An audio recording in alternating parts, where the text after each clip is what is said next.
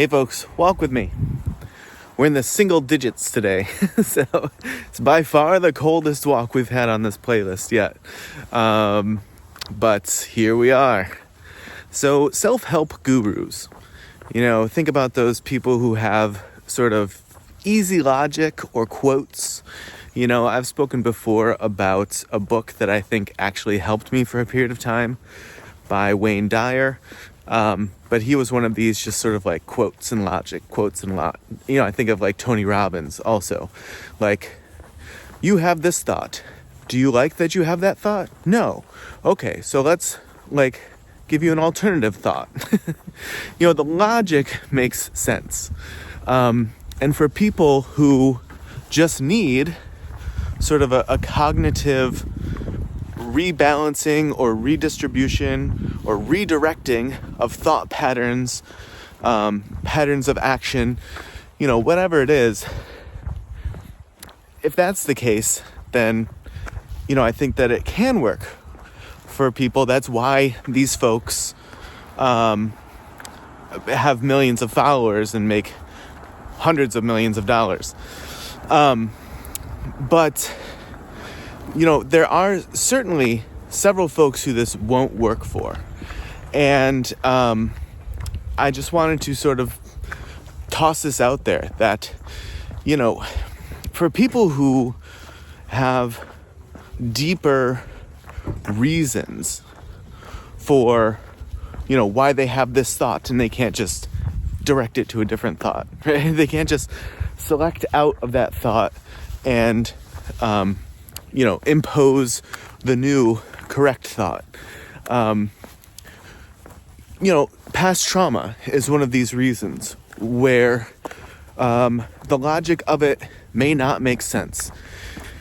I think to a period of time where, I'll just get fairly personal here.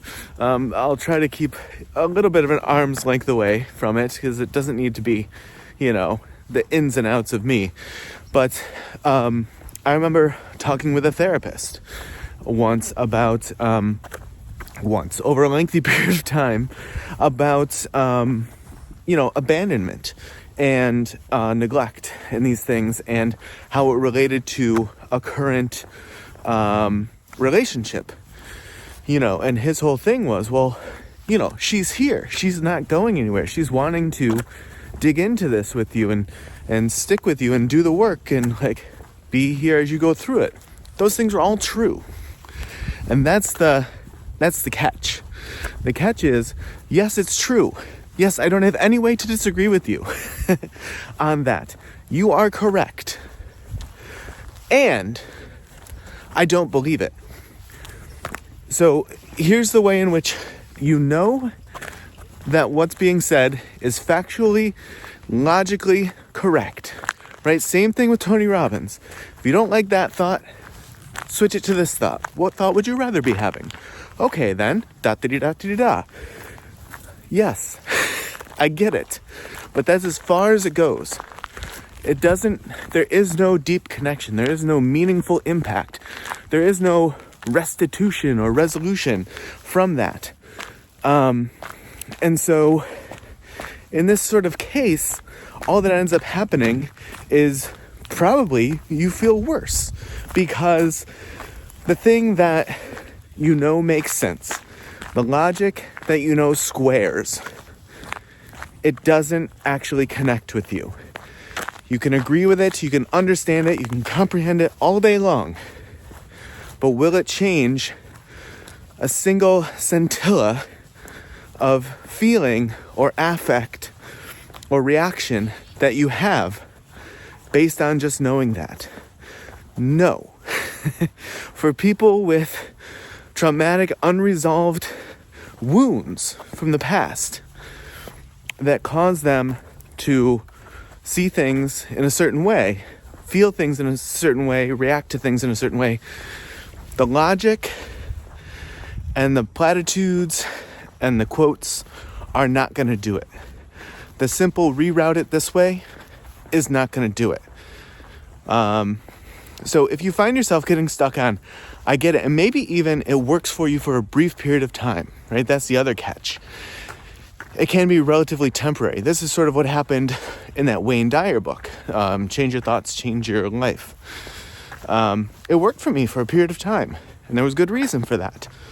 But it wasn't lasting because there was no resolution.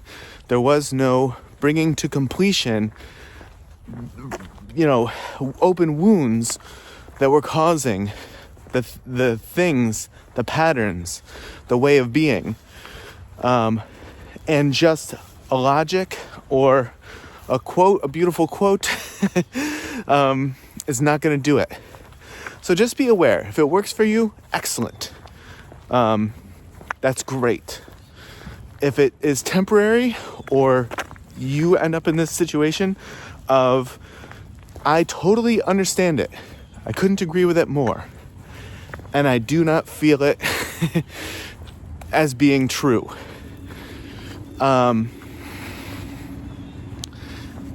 You might want to pursue another path. And maybe healing some wounds, bringing to completion some past or some traumas that are it's not really past trauma, it's trauma that you have today from unresolved wounds that were created previously. But you might want to look into something more healing and the aspects of that. We've talked a lot about Bessel van der Kolk, who wrote The Body Keeps the Score, Peter Levine, Gabor Mate. Just, look for those folks. And there's plenty of others, if those don't sort of strike your fancy.